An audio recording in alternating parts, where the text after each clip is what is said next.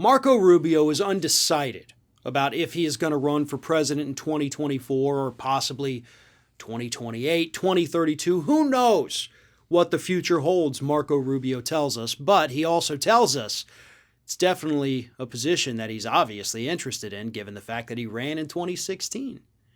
And Marco Rubio, over the past few months, has been trying to play both sides of the Republican Party. Obviously, you have the ones who say we just want to be evil and not follow Donald Trump, and the ones who say we want to be evil and embrace Trumpism. You know, they all support the same policies. Don't get me wrong. That's why I say evil. You know, let's not have social safety net programs. Let's oppress already oppressed people. Let's curtail voting rights so Democrats have no chance of winning. Let's bomb all the foreign countries we can. And Rubio's cool with that.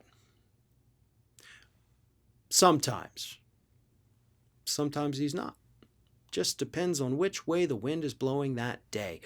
But this year, Rubio has gone out of his way to try to court Donald Trump's base, just like most other Republicans who have 2024 presidential hopes. Now, following the events of January 6th, Marco Rubio said that Donald Trump does bear some responsibility for what happened. Then he immediately called the second impeachment attempt stupid, voted to exonerate Donald Trump, and basically attacked Liz Cheney after she came out recently and, said Trump's responsible for that, and no, the election wasn't stolen. Here's a couple choice quotes from Rubio recently, just to kind of give you an idea of why this story matters. I think my instincts have always been where they are now. As you're exposed to new facts, new realities, and as the world changes, so too does your public policy response to it.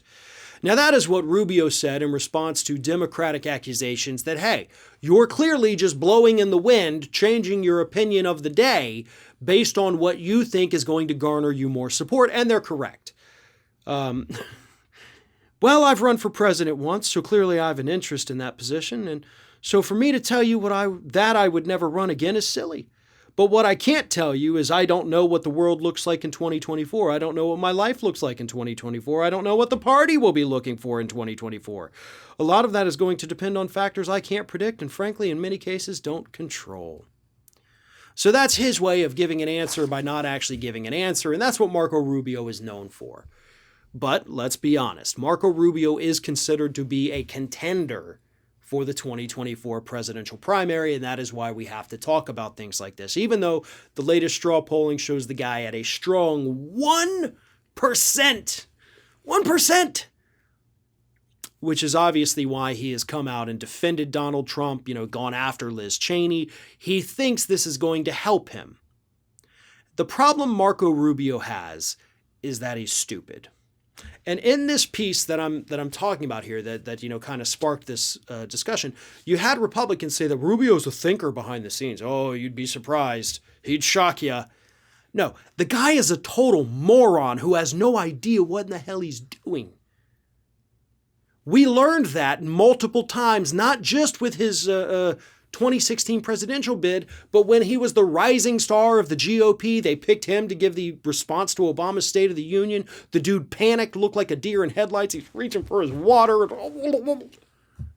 The guy doesn't know what he's doing, and every time you put him on a national stage, he freezes. He panics. He doesn't know what to say, and Chris Christie brilliantly called him out for that in 2016, which is effectively what helped to kill his presidential campaign.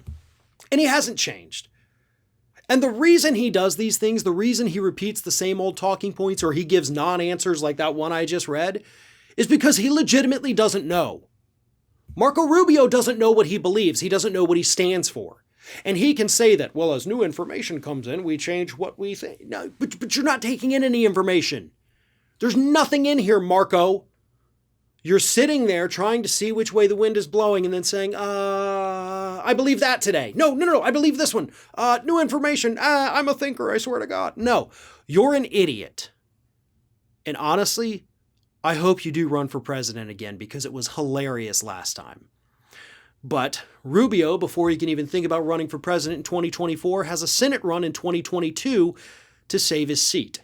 Now, Florida is red. Don't let anybody tell you otherwise. I was fooled into thinking it may not be as red as it is, but folks, it is red. And Rubio, unless he has a strong Republican challenger, is probably going to win his seat back. But the challenger part is what he's afraid of, and that's why he's trying to court Trump's base. That's why he called the impeachment stupid. He wants to get all these MAGA hat wearers, Trump boat parade people from Florida to continue to support him. Because if he loses that, somebody further to the right than him is going to emerge and knock him out of his Senate seat and possibly out of U.S. politics for good. So that's why Rubio's having this wishy-washy thing right now, trying to play both sides of the Republican Party, but ultimately still looking like a complete idiot that has no idea what he's doing.